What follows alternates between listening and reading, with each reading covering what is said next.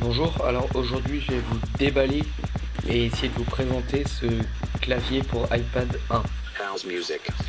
Alors tout d'abord on voit la boîte qui est comme à peu près tous les produits Apple, blanche avec la pomme des deux côtés, une photo du produit ici et une photo de présentation. Et rien, enfin des petites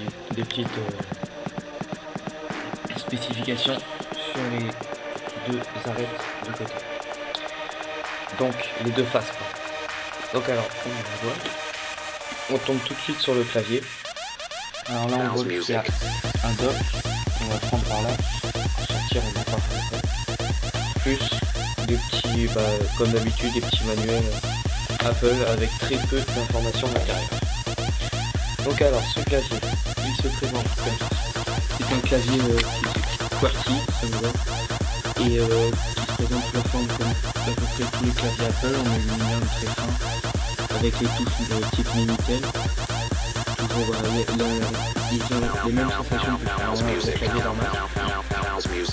Ensuite, ici on peut trouver une prise dock qui servira à brancher l'iPad et ça, cette petite partie en plastique avec le. Et derrière, il y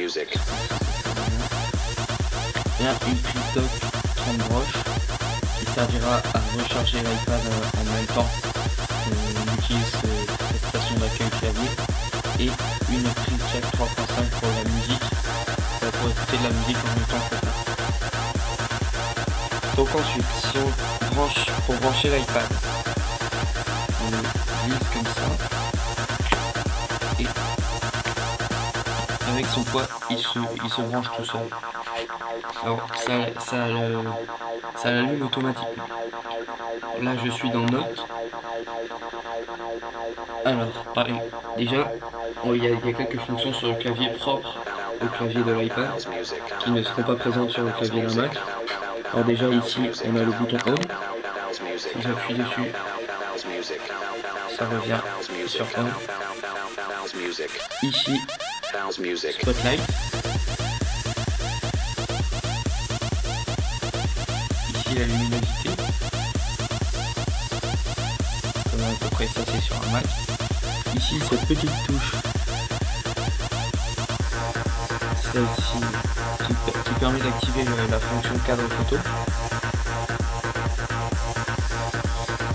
Ici une touche, je vais vous montrer comment ça marche cette touche. Elle permet d'activer ou non le clavier tactile.